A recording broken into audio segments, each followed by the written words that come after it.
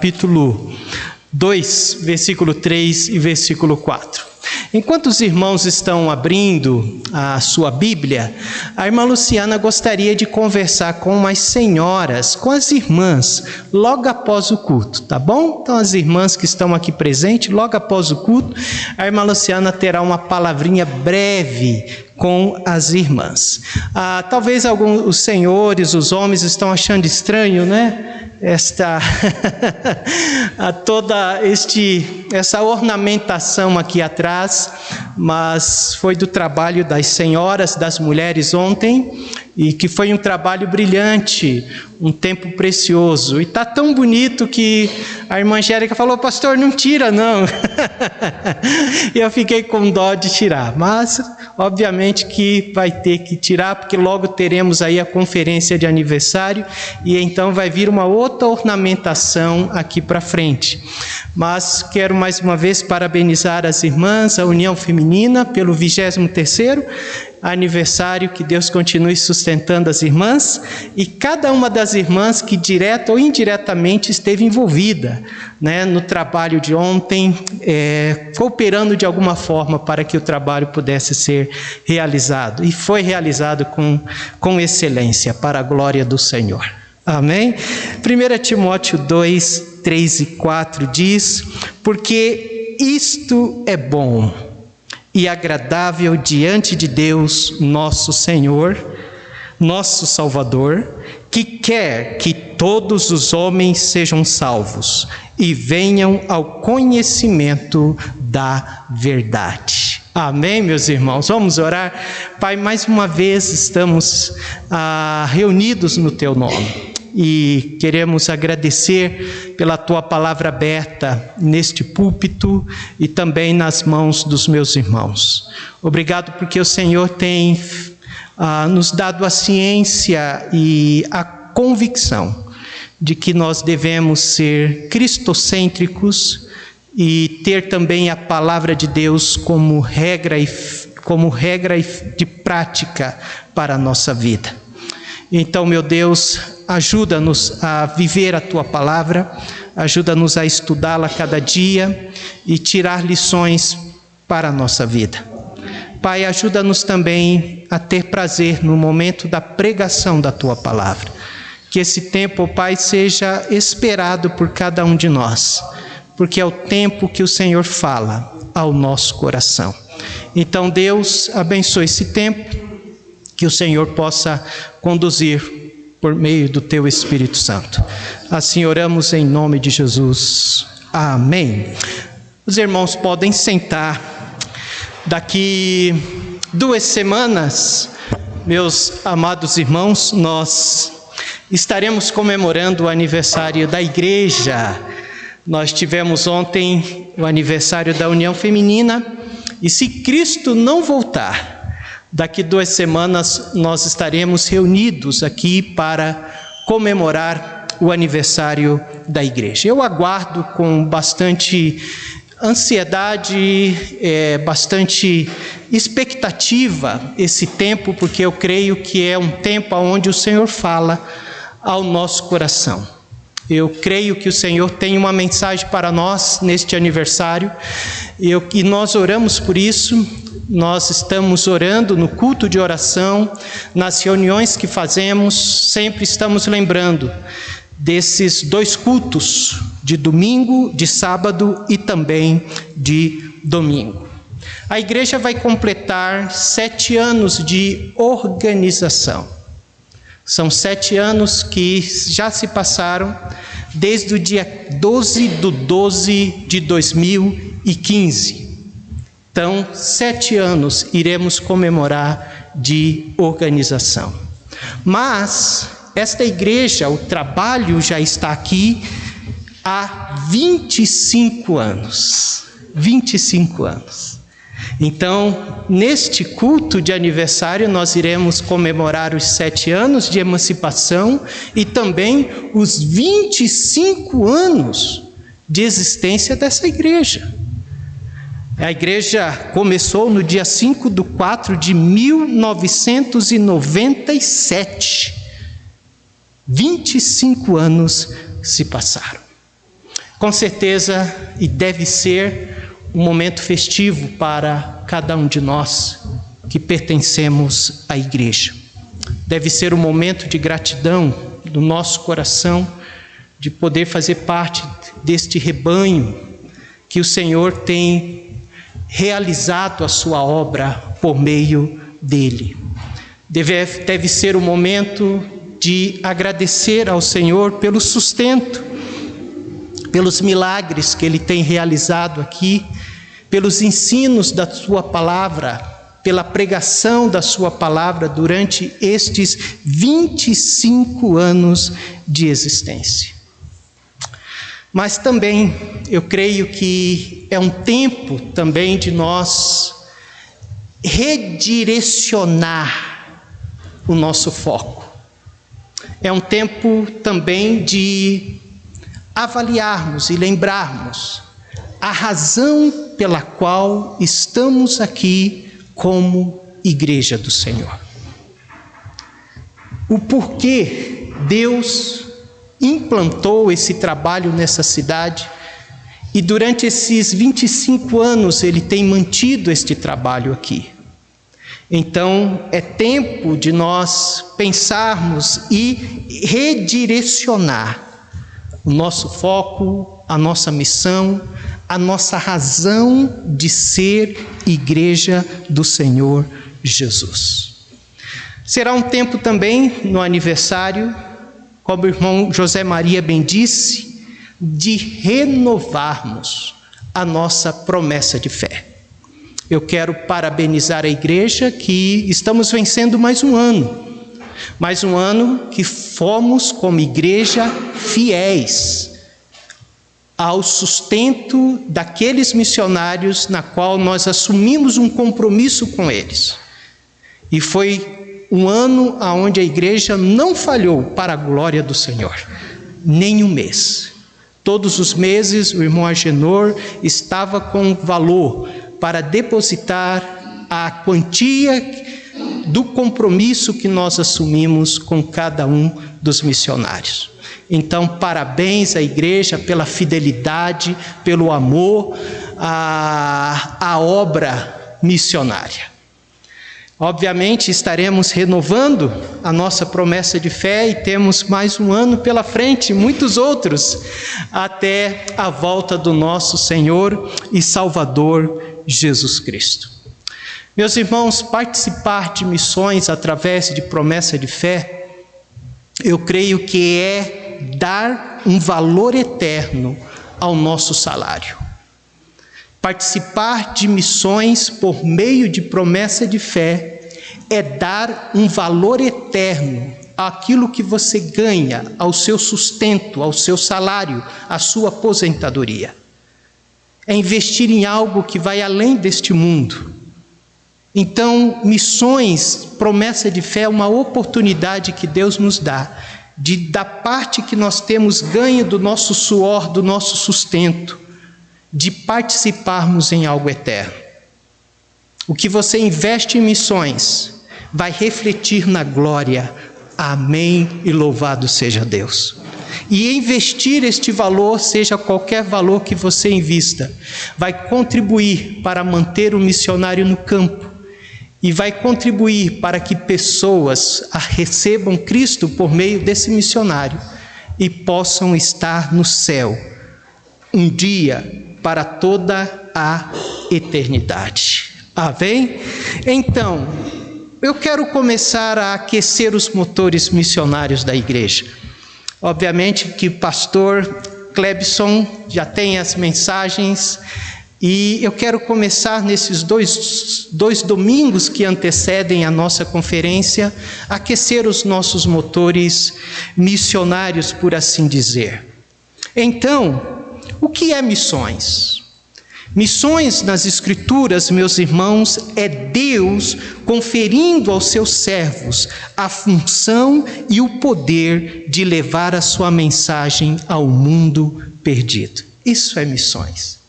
Missões é isso. É Deus conferindo àqueles que são seus servos a oportunidade, a função e também o poder de levar a mensagem de salvação a este mundo perdido. Ele envia seus servos não só para achar os perdidos, ele envia os seus servos para trazer estes de volta, trazer estes para perto dele, trazer estes para conhecê-lo verdadeiramente e se tornar-se filhos de Deus. Lucas 19:10 vai dizer: porque o Filho do Homem veio buscar e salvar o que se havia perdido. A missão, ela só é completa, ou essa missão que o Senhor só é completada ou completa, quando o pecador que está morto nas suas ofensas e pecados for reconciliado com o Pai por meio do sangue de Jesus. Quando isso acontece, quando esse milagre acontece, missão é realizada, missão é feita. Ela é feita também quando os convidados do rei estiverem sentados à mesa do banquete. Oh, amados irmãos, que alegria será aquele dia para todos nós. Mas nós queremos que muitos outros possam um dia sentar-se à mesa no banquete celestial, juntamente com o Rei dos Reis e Senhor dos Senhores. Essa missão também será completada quando o filho que se distanciou, se reencontrar novamente integrado à família de Deus. Este que está longe, este que está perdido, este que está comendo as bolotas que estão caindo ali dos chiqueiros de porcos, ele possa voltar, ele possa se arrepender, ele possa retornar para a casa do Pai, e assim experimentar o afeto, o amor, a compaixão do Pai. Esta é a missão, essa é a nossa missão, esta é a missão da igreja. Mas para que isso aconteça, Deus só tem um plano, Deus só tem um meio de fazer com que estes voltem, e Ele faz isso por meio de missões, O Senhor nosso Deus, na sua presciência, confiou o seu desejo de salvar o homem a este projeto infalível, chamado missões. O que é missões? Missões em si é ordem de Jesus, é ordem do Senhor. Ide e fazei discípulos.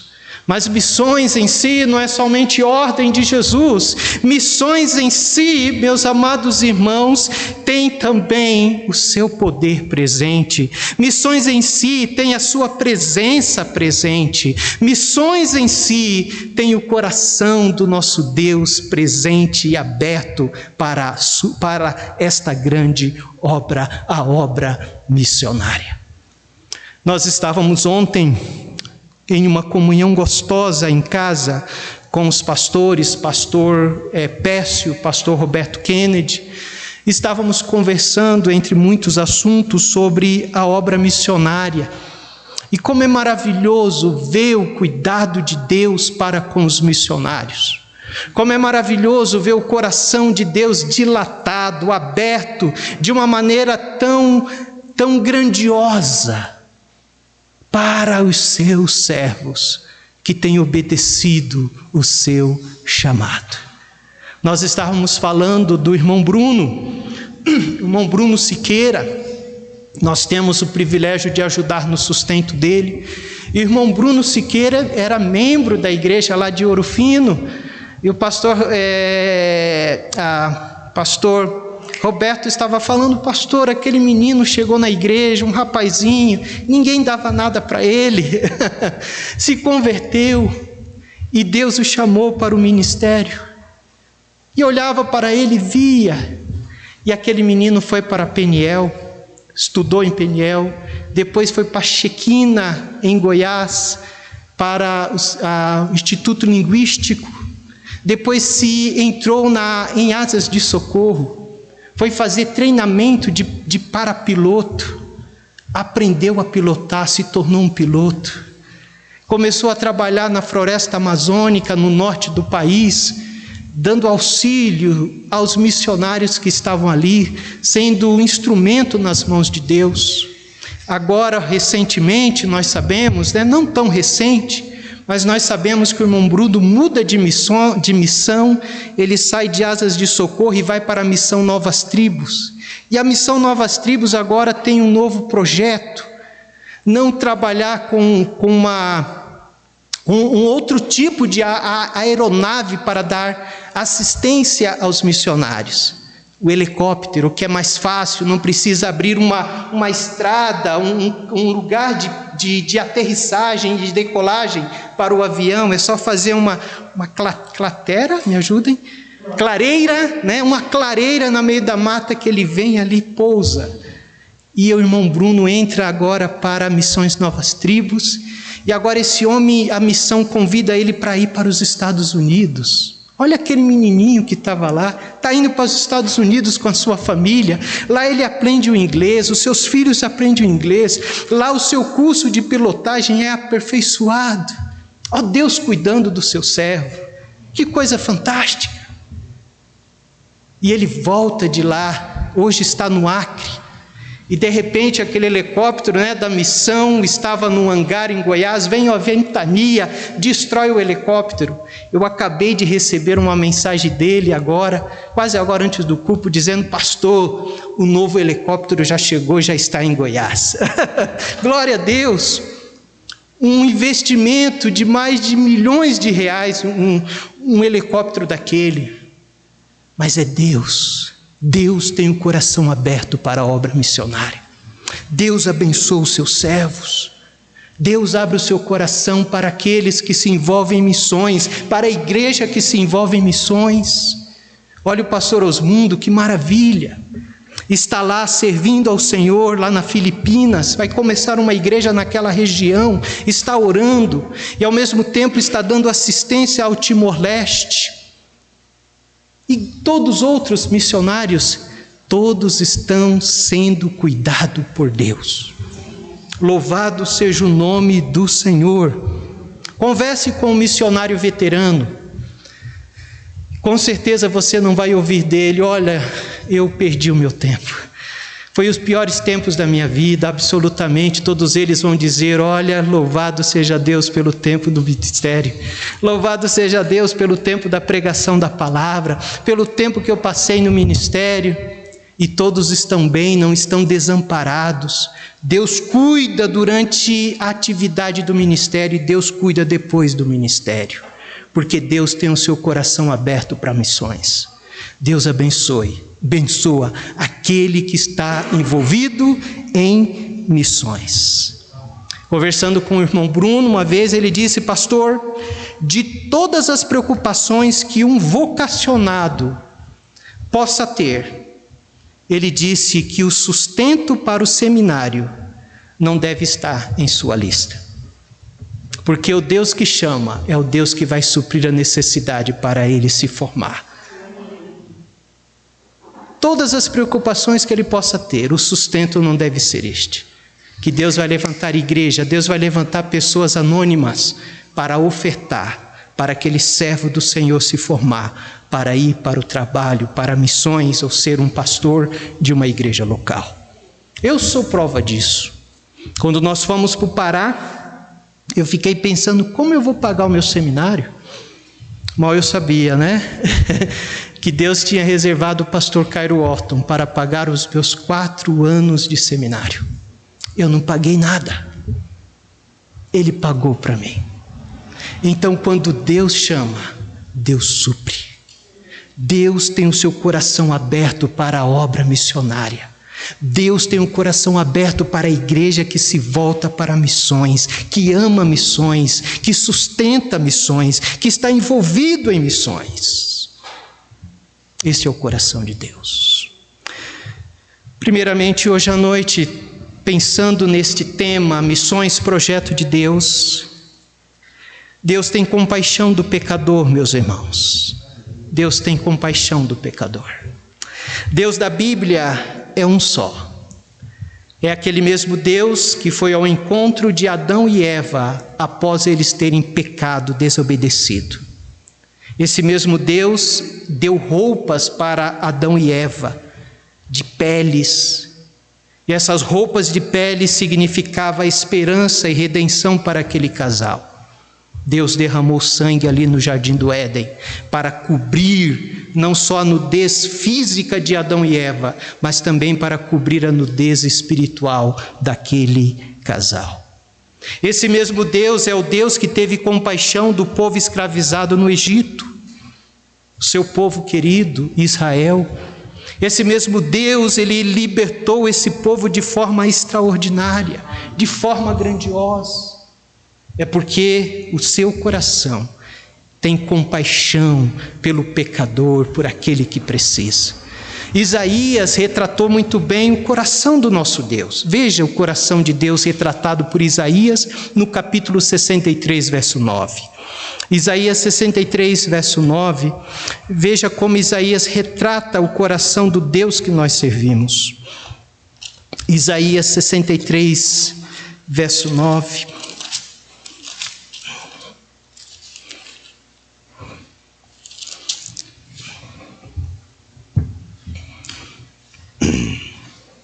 Ele vai dizer assim: em toda a angústia deles, ele foi angustiado, e o anjo da sua presença os salvou. Pelo seu amor e pela sua compaixão, ele os remiu e os tomou e os conduziu todos os dias da antiguidade. A parte que eu gostaria que nós prestássemos atenção é a primeira parte do verso que diz: mas em toda a angústia deles, ele foi angustiado. Nós aprendemos aqui o coração do nosso Deus. O coração do nosso Deus retrata sua grande empatia para com o homem. A palavra empatia significa sentir com. Deus sente a carência e o peso do pecador. A palavra empatia significa a ação e movimento de compaixão e amor. É o que Deus fez, é o que Deus é. Deus tem empatia, ele se movimenta em empatia pelo pecador, ele ama ele tem compaixão por ele. Nós sempre vamos olhar na Bíblia, na palavra de Deus, de que o amor de Deus não está no objeto amado, mas o amor de Deus está nele mesmo. Nele mesmo. Cristo não morreu por alguém que merecia o seu amor ou o amor de Deus, porque de fato Israel não merecia o amor de Deus e nós também não merecemos. Então o amor de Deus não é no fato de estar em nós ou por nós. O amor de Deus está no fato de que Deus é amor. E esse sublime amor de Deus por nós, pecadores, não foi despertado pela cruz. Ao contrário, foi o amor de Deus por nós que produziu a cruz do Calvário. A cruz não é a causa do amor de Deus, mas é o resultado do seu amor. Este amor não é retido em Deus. Este amor não fica somente em Deus. A palavra de Deus diz que este amor também dele é derramado em nós. Abra sua Bíblia em Romanos 5:5.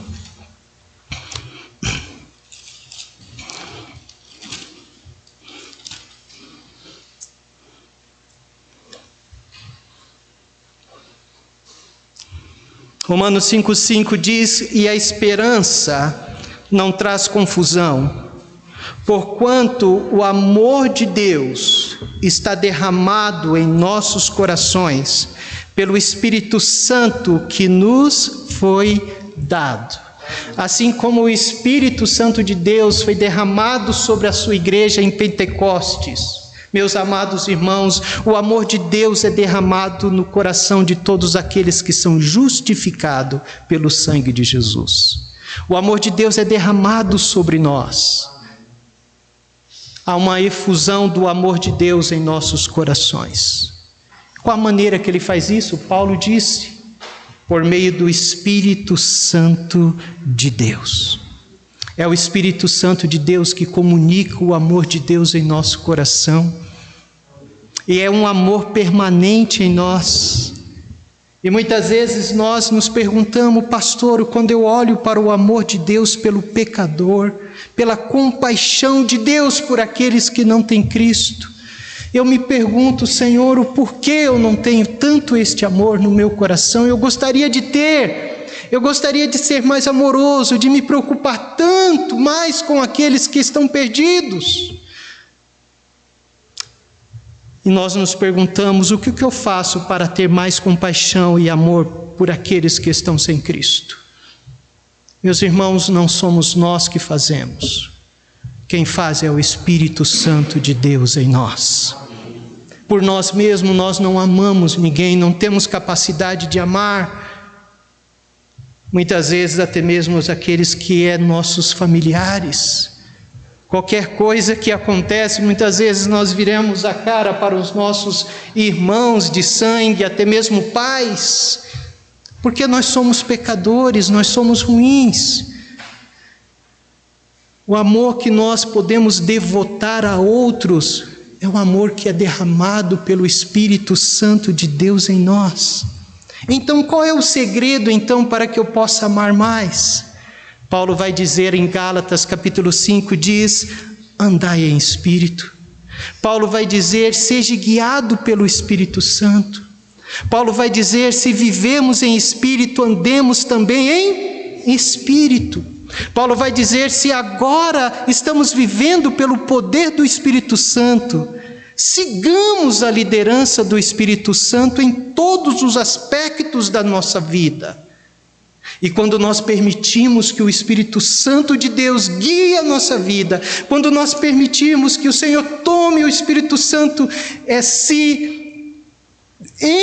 preencha cada espaço do coração, da vida da sua igreja. A palavra de Deus em Gálatas 5:22 vai dizer que produziremos o fruto do Espírito.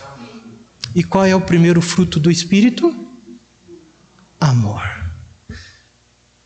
Então, essa questão de amar o perdido, nós precisamos mais do Espírito Santo.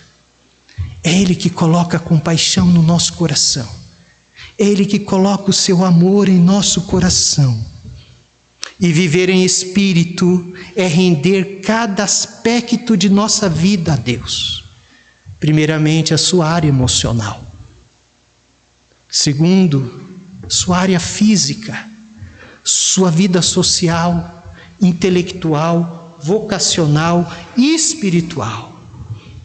É o Espírito Santo que faz em nós e através de nós. Onde está a resposta então? Porque Cristo amou tanto os perdidos? Porque Jesus era conduzido pelo Espírito Santo de Deus. Por isso que Paulo vai dizer, enchei-vos do Espírito. Aí está o segredo. Mas esse Deus que tem esse coração para o pecador, que tem compaixão por ele, ele também quer que todos estes sejam salvos. Todos, é o texto que nós lemos. O amor de Deus não conhece limites, meus irmãos.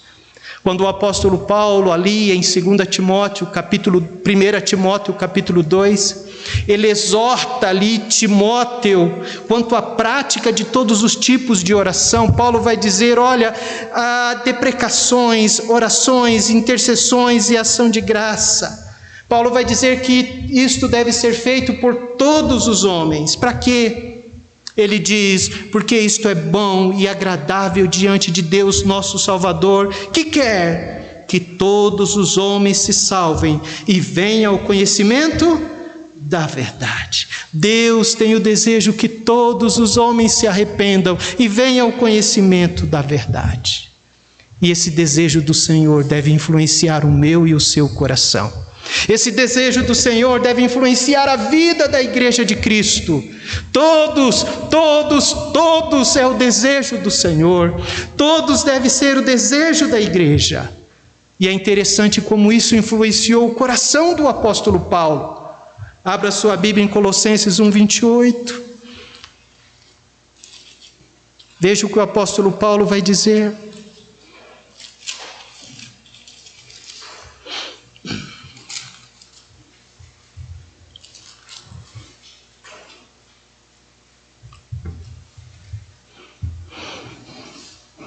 A palavra dele à igreja que estava em Colossos, sobre o seu ministério. Ele vai dizer o seguinte: a quem anunciamos. Estão comigo? Colossenses 1:28. A quem anunciamos, admoestando a todo homem e ensinando a todo homem em toda sabedoria, para que apresentemos todo homem perfeito em Cristo Jesus. Colossenses 1:28. Amém? Eu vi a Nathalie assim procurando. Colossenses 1:28, meus amados irmãos. Ao desejo do apóstolo Paulo, o mesmo desejo do Senhor. O coração do apóstolo Paulo se tornou o mesmo coração do nosso Senhor Jesus Cristo.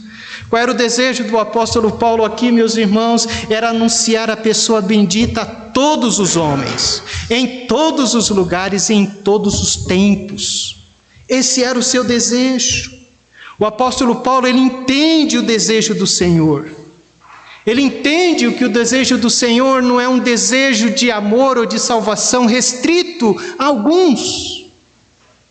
Mas o desejo do Senhor de salvação é um desejo universal.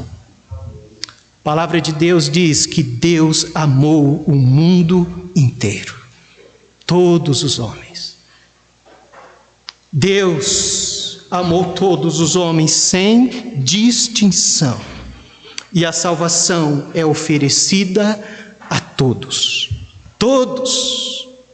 Mas há uma implicação. Paulo vai dizer a Timóteo. E para ser salvo implica chegar ao conhecimento da verdade. Ele quer que todos sejam salvos, mas que venham, para ser salvo, ao conhecimento da verdade. E o apóstolo Paulo tem uma resposta para isso. Abra sua Bíblia em Romanos capítulo 10. Como todos podem chegar ao conhecimento da verdade? Como todos podem ouvir acerca do Senhor? Como todos podem ser salvos? Romanos capítulo 10, verso 14 e verso 15. Diz: como, pois, invocarão aquele em quem não creram? E como crerão naquele de quem não ouviram? E como ouvirão se não há quem pregue? E como pregarão se não forem enviados? Como está escrito: quão formosos pés dos que anunciam o evangelho de paz, dos que trazem alegres novas de boas coisas. Como todo homem ou podem chegar ao conhecimento da verdade? Por meio de missões. É preciso ir, é preciso enviar, é preciso investir, é preciso pregar, é preciso levar a mensagem.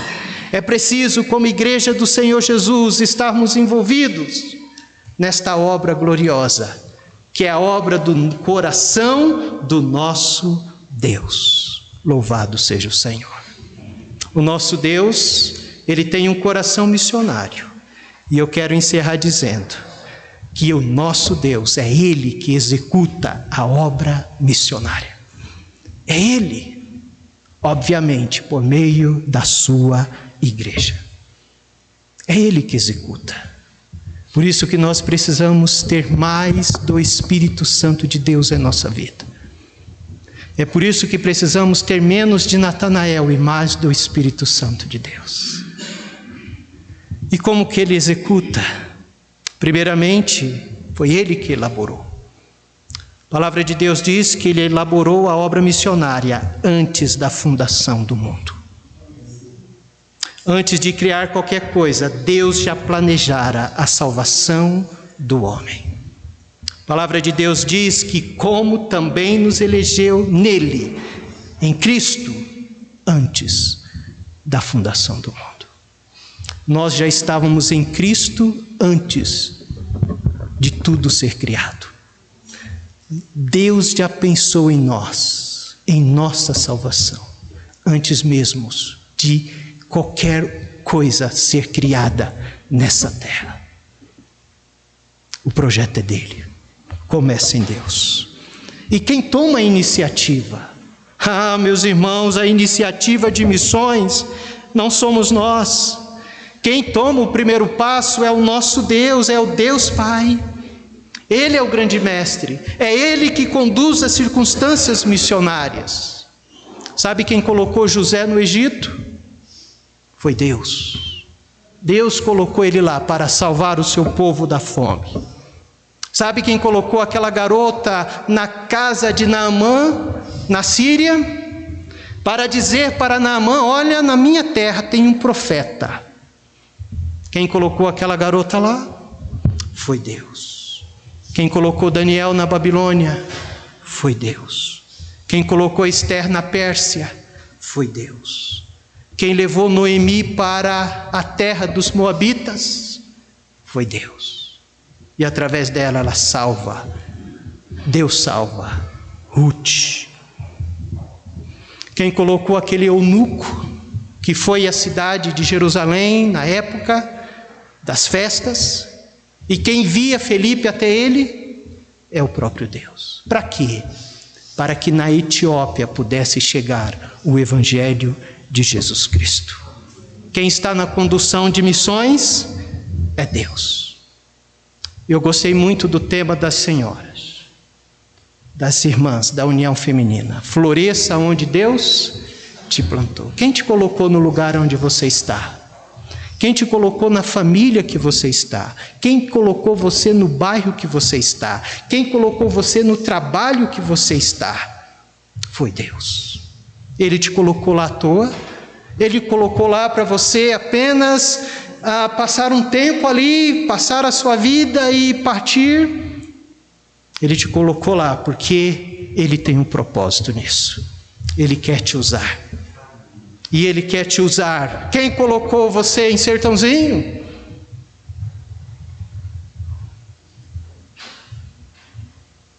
Foi Deus.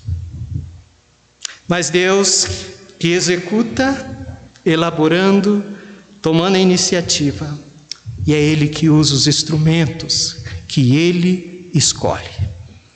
E os instrumentos que Ele escolhe para realizar missões são os mais variados.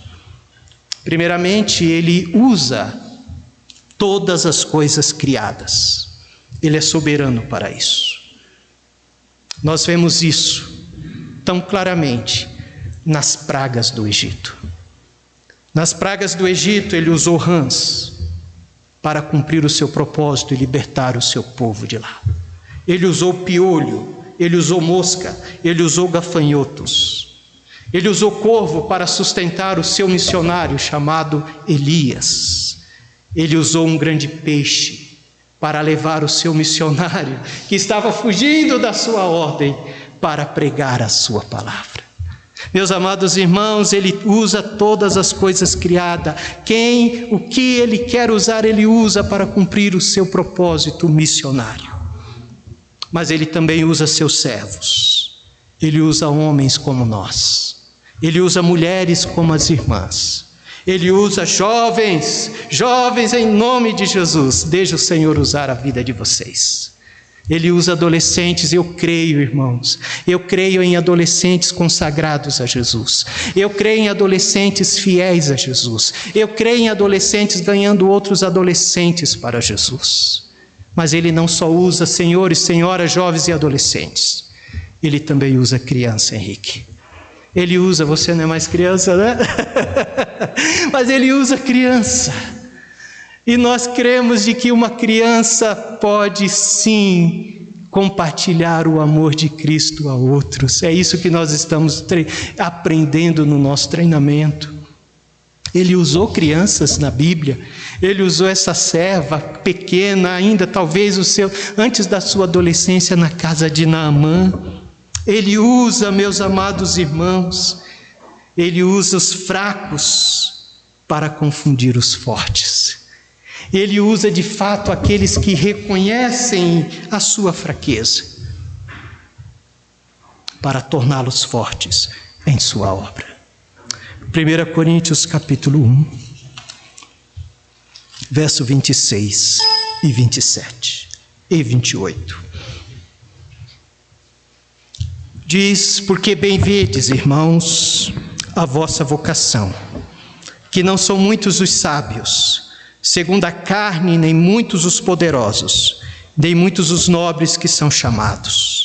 Mas Deus escolheu as coisas loucas deste mundo para confundir as sábias. E Deus escolheu as coisas fracas deste mundo para confundir as fortes. E Deus escolheu as coisas vis deste mundo e as desprezíveis e as que não são para aniquilar as que são, para que nenhuma carne se glorie perante Ele. Louvado seja Deus.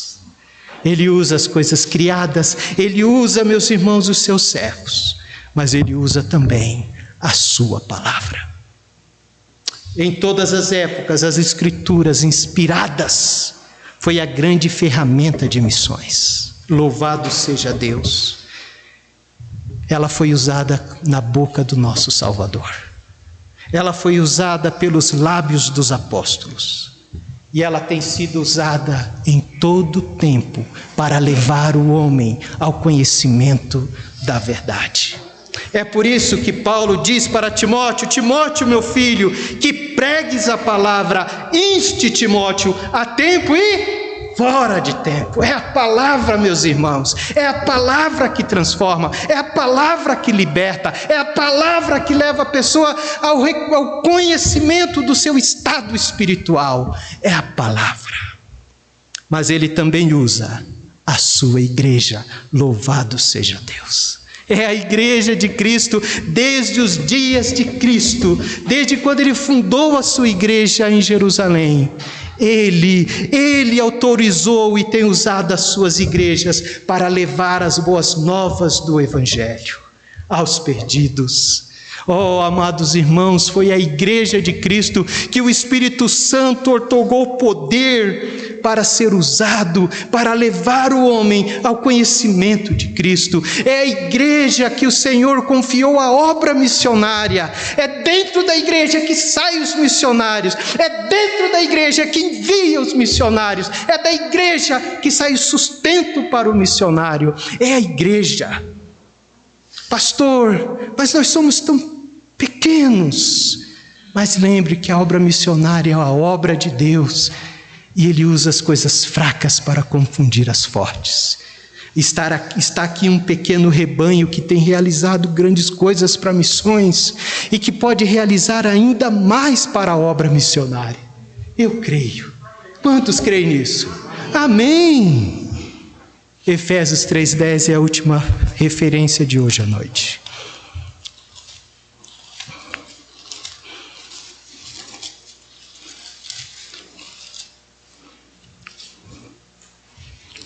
Efésios 3:10 diz: para que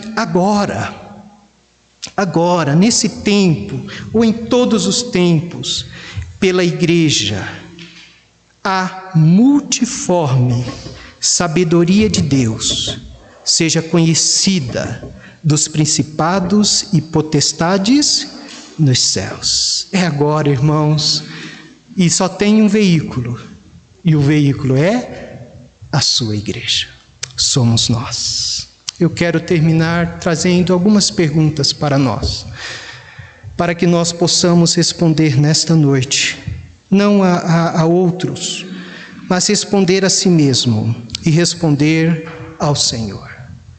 E a primeira pergunta que eu trago ao coração de cada um de nós hoje à noite é o fato de você já descobriu o seu lugar no plano mestre de missões? Você já descobriu o seu lugar em missões?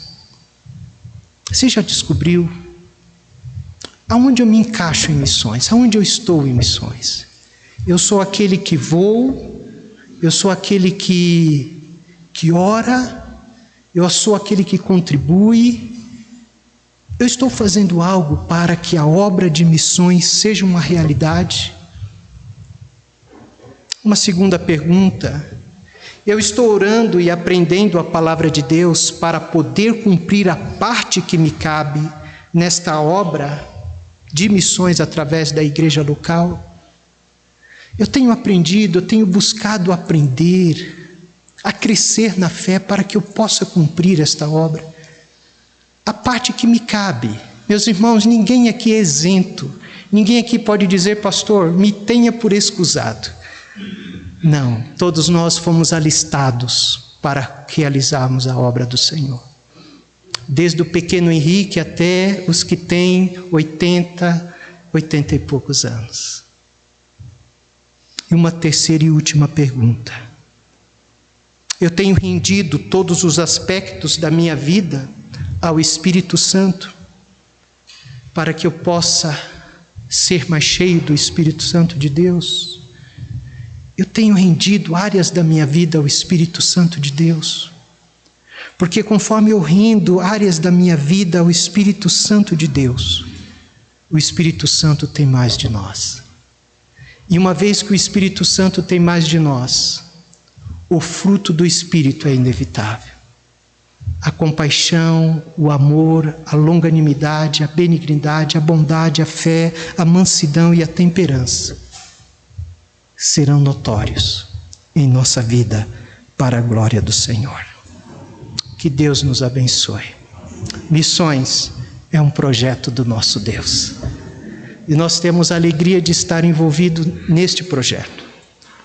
E nós temos oportunidade de nos envolver mais e mais nessa obra, que é a obra do coração de Deus. Fiquemos em pé, eu vou convidar